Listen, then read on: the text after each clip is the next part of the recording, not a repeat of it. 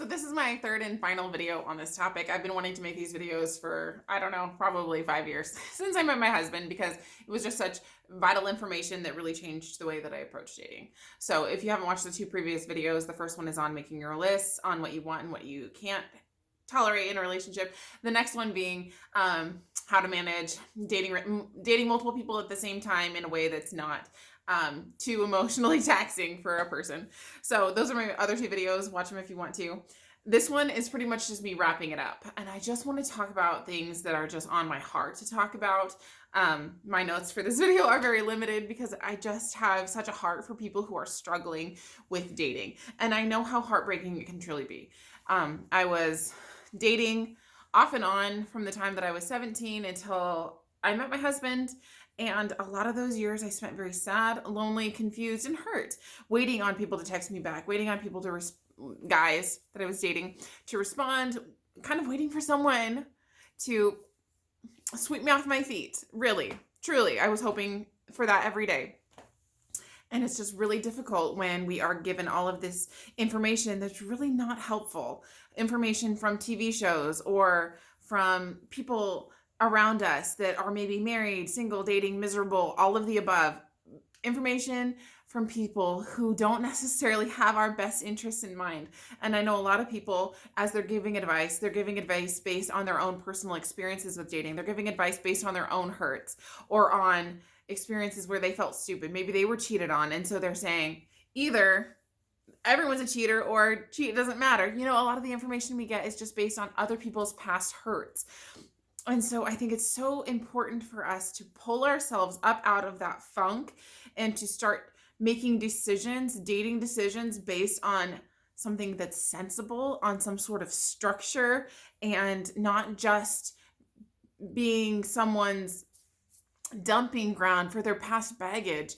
And I know for so long I was just making random decisions or going out and just whoever I was around, those would be the people that I ended up dating. And I think that can be such a bad approach. It was for me, because then I would end up spending a lot of time and energy on relationships where if I would just look at a list and think, what are my core values?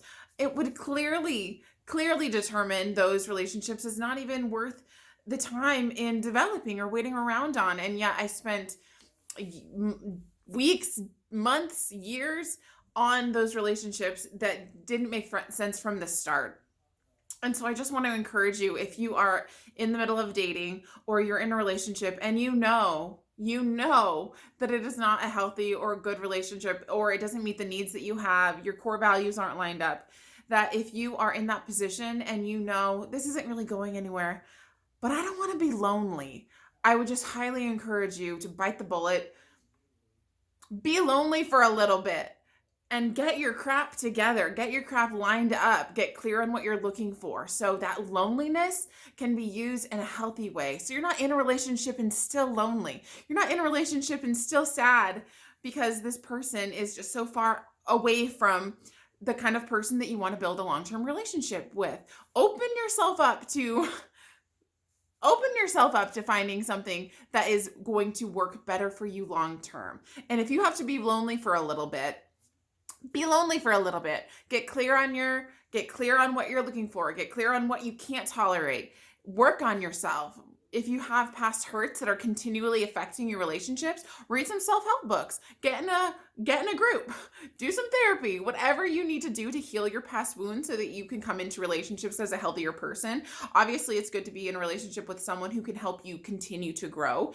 But if you are emotionally in shambles, if you have past hurts that you've never addressed, now is a great time. So that loneliness can push you into working on yourself and getting to a better place so that you can come into relationships in more of a healthy state of mind. So as you grow together, it can be growth together and you can really build each other up.